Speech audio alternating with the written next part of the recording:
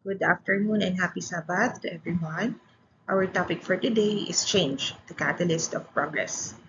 Now, everybody, meron yang New Year's resolution ng New Year, tama?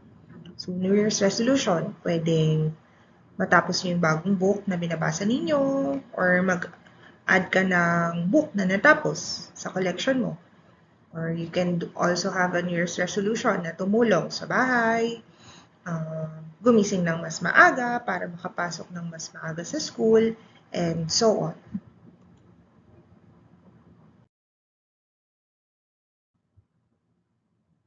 Now, what is a New Year's resolution? Now, ang New Year's resolution, as stated by Google, is a personal goal or promise people make to themselves at the start of the year. They are often related to self-improvement, examining habits, and setting intentions for the year ahead. In other words, change. Change for the good, change of environment, what else? So, kung anong naisip yung change, pwede natin siyang i-apply doon. Papagupit ka kasi gusto mo bago yung hairstyle mo ng New Year. Gigising nga ng maaga para pumasok sa school. Ganon. So, pag change, anong ibig sabihin ng change? Change can also be good or bad. So, merong mga bagong changes na maganda para sa'yo, meron din namang iba na hindi ganun kaganda yung magiging experience mo dun sa change na yon.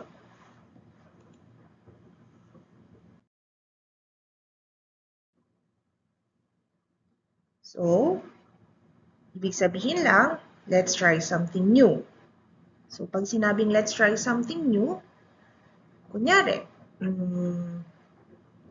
try mong gumising ng maaga para makapasok ng mas maaga. So, anong magiging bagong routine mo? Matutulog ng mas maaga the night before, syempre, di ba?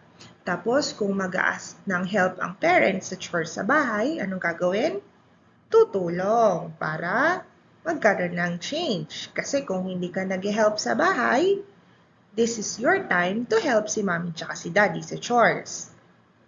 So, yung change na yan, yung gagawin yung yan, it will be an experience and a lesson for everybody. Hindi lang para sa'yo, pati rin sa iba.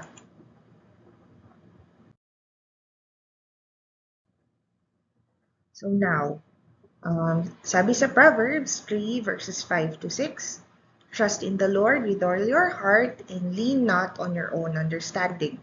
In all your ways, submit to Him and He will make your plans straight. So, ganun yan. So, every time na magkakaroon ng change, hindi lang yan dahil gusto natin. So, lahat ng change na nararanasan natin sa buhay, binibigay yan ni God. So, lahat yan plans ni Lord. So, yung sinasabi nating magandang experience for that change, or yung hindi man maganda, lahat yan merong meaning kasi si Lord ang nagbigay sa atin.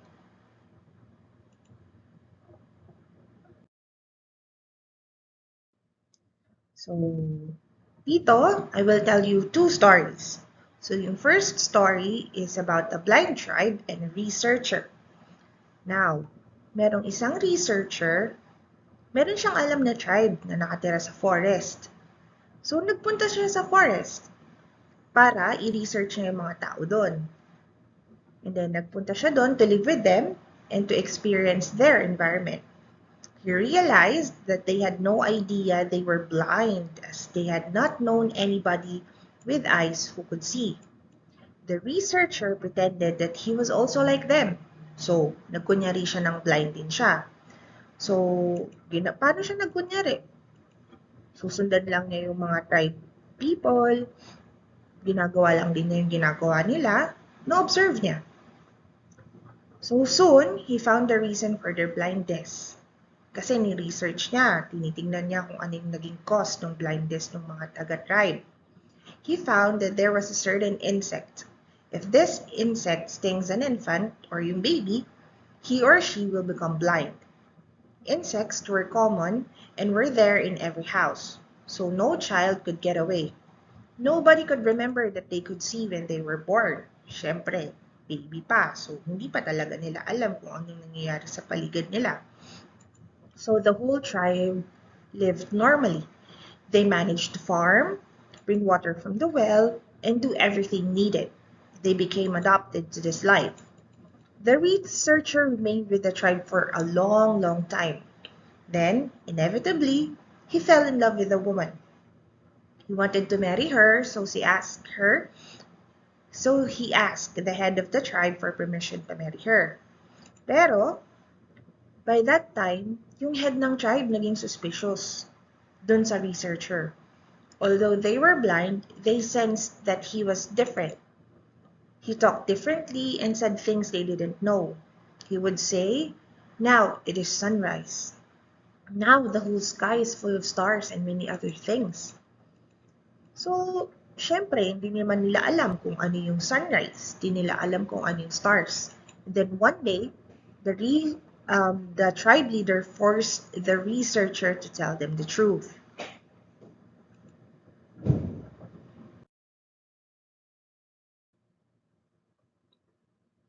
Now, the researcher had to be honest. He said, "I can see but you can't." So, sinabi niya, umamin na siya na nakakakita siya. Sinabi din niya na yung mga tao doon sa tribe na yon, they were born not blind, na nakakakita sila nung baby sila. Pero meron ngang insekto na nakatira doon sa tribe nila na kapag kinagat sila, nagiging blind sila. Sabi ng researcher, "I can help you. I can bring in help to kill those insects and medical help that can cure you all, so that you can see again."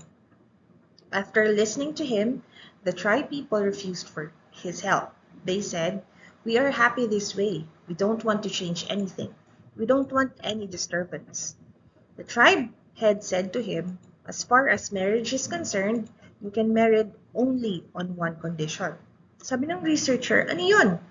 Sabi ng tribe leader, "Kung gusto mo talagang mapakasalan yung babaeng minamahal mo, you have to destroy your eyes.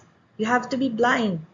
Kailangan tumira kang kasama sa amin. Kailangan you have to learn our ways. You have to live with us. You have 12 hours to decide. If you want to keep your eyesight, then you cannot live with us." Sabi ng tribe leader.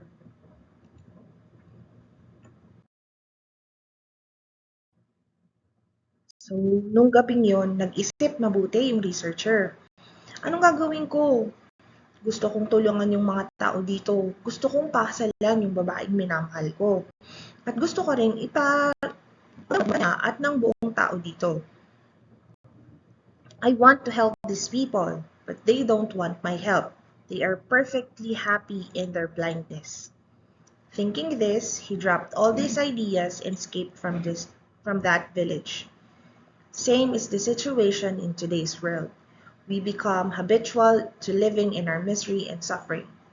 When an enlightened man comes and tells us the truth of our life, it becomes a danger to our consolation. They tell things that we are afraid to know. We don't want to know who we are because it may disturb everything in our lives. He brings a new light, a new life, and a new view to us, but we don't accept it because we have settled for what we know and it feels risky to being changed or learn to oneself. So, dito sa story, yung tribe leader, ayaw niyang magkaroon ng change. Tatakot siya. Kasi syempre, kung ano yung nakasanayan nila, kung ano yung kinalakihan nila, yun na yung gusto nila. Ayaw nilang mag-take a step forward or take a step para mapalitan kung ano yung maging environment nila. Natatakot sila. Kasi ang gusto nila, ganun lang. They're comfortable kung ano na yung status ng buhay nila, kung ano na yung way of living nila.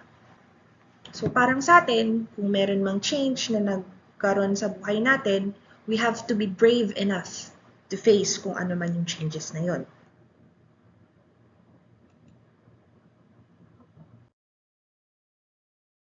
So, sabi sa Deuteronomy 31 verse 6, "Be strong and courageous. Do not be afraid or terrified because of them. For the Lord your God goes with you. He will never leave you nor forsake you." Ngayon, dun sa story natin kanina, di ba? Very afraid yung tribal leader na magkaroon ng change. So sa atin, we should accept change. Kasi yung changes na yan, galing yan kay Lord. At hindi lang naman yan basta ibinigay niya sa atin. Binigay na yan kasi alam niya na kaya natin yung ibibigay niyang change.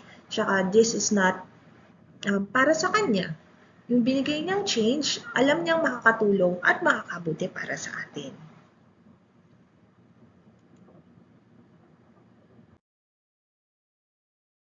Now, for our next story. Ngayon, dun sa mga nag-New Year's resolution, pwedeng si Mommy, si Daddy, ang New Year's resolution ay mag-exercise to lose weight para maging healthy. So now, ano bang dapat gawin dito? So pag sinabing exercise, syempre kailangan mag-jogging, mag-walking, tapos pag magda-diet, syempre moderation. So hindi na dapat laging nag-burger, iwas ng matatamis, and all.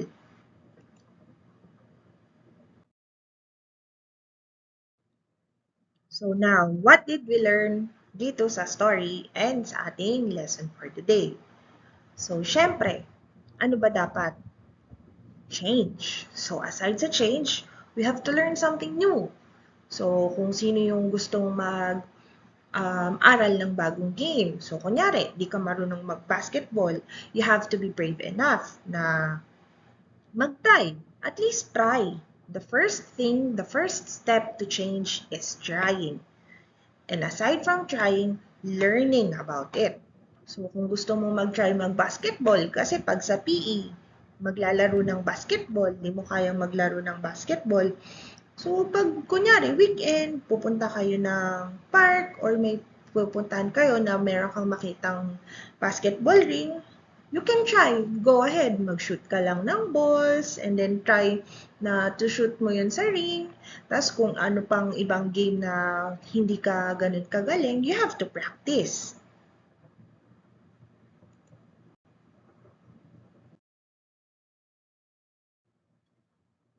So now, dito sa change, the first step is always the hardest.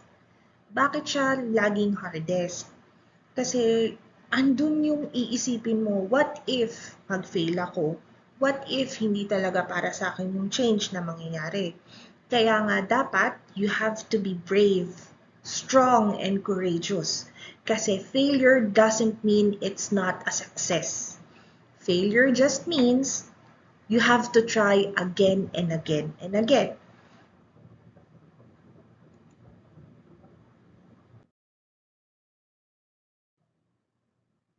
So for our next story, ito yan.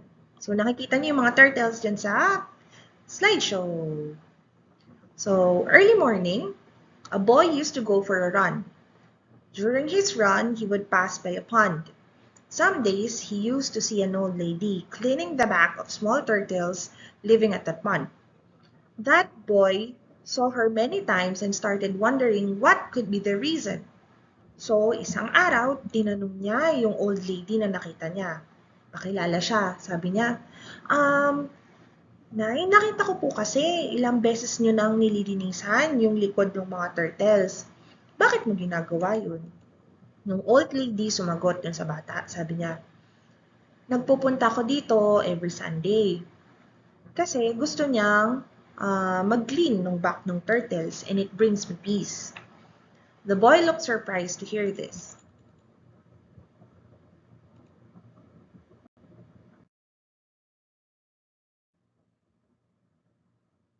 The woman continued, with time, dirt accumulates on the back of turtles, due to which their ability to generate heat gets reduced, and because of this, they face difficulty in swimming, and if they are not cleaned after some time, then their shells also become weak. That's why I come every Sunday to clean the shells. After hearing this, the boy said, you're doing very good work. But still, when you think about it, there are many turtles like these. There must be turtles who are in worse condition than them. Who can do this for all the turtles? Even if you help some of them, you alone won't make a big difference." The old woman smiled and said, "Even if it doesn't bring a big change in the world, but think of this one turtle. Its whole world will be changed. It would be a big thing for this one. Just thinking about this gives me happiness and peace. I can't change the world, but I have changed someone's world."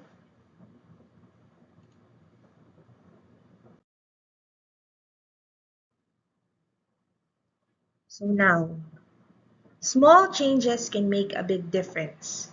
It is possible that your small step may not bring big change in the world, but someone's life may change. Therefore, we should start with small changes and help ourselves or others.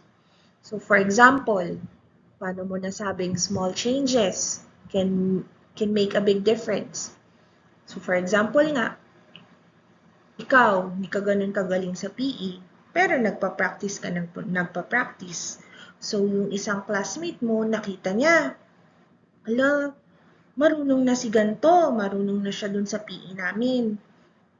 So siya, mamomotivate din siya na magpa-practice din ng magpa-practice.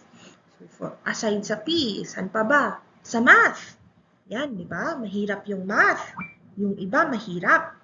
So, ikaw, you have to learn. You have to make a step na kahit pa konti-konti, na kunyari, kaya mo nang mag-solve ng ibang formulas, i-practice mo lang siya ng i-practice. So, pag nakita mo yung friend mo na nahihirapan sa math, tanungin mo kung saan siya nahihirapan. Tapos, kung kaya mo naman i-share sa kanya kung ano yung naging solution mo doon sa formula, turo mo din sa kanya. So yun, nakakatulong ka sa kanya. So makikita niya na, ay, kaya na ni ganito. Sige, magpa-practice din ako. Mag-aaral din ako. Para marunong na din ako.